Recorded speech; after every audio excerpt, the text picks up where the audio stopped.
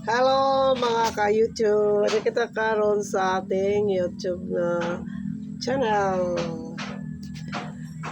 Isa lang ang aking ipaalam sa inyo na mayroon ako experience sa GCash na huwag ninyong ipagamit ng inyong mga anak, lalong-lalo na yung pindot ng pindot kasi base sa experience ko nakuha na ko ng 2K sa GCash ko kasi automatic siya kaltas kay mayroong subscribe ang anak ko sa duwa sa game ba.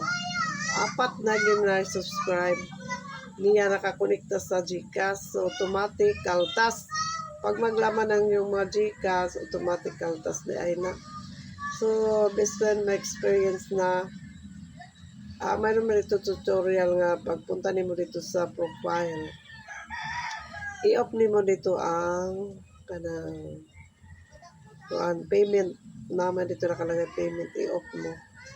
Kahit anong pindot ng pindot, hindi yon automatic siya makaltas.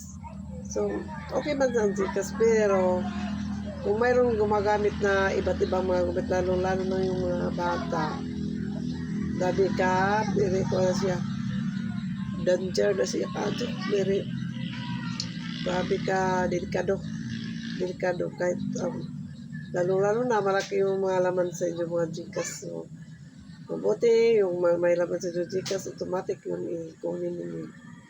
Magpuno-puno, huwag yan ka magpuno-puno. Okay lang yung magpuno-puno kayo ng GCash kung kayo lang gumagamit. Pero kung ito ay palagi na kinukuha sa kanyang mga anak lalo na yung mga maliit pa, yung mga special, lalo na sa akin, katulad sa akin, yung special child ko kahit na malaki na yung edad, 18 na yung edad kasi yung special child, mag-call siya sa aking cellphone, kunin niya yung cellphone at magkilig siya mag-games ng mga dola sa online. Siguro na, pero mayroon na nakita mo natin ang mga transaction. Nakita ko ang transaction, 4 ang kanyang sinubscribe.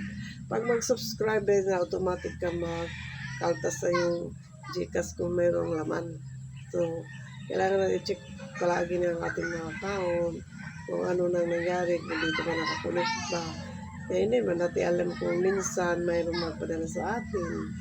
Oo, ano pang mga transaction na through GCash. So, baka umiyak na lang tayo ng may wala. So, ito lang man aking experience na aking sa ipashare sa inyo. Thank you very much. Mabuhay tayo lahat.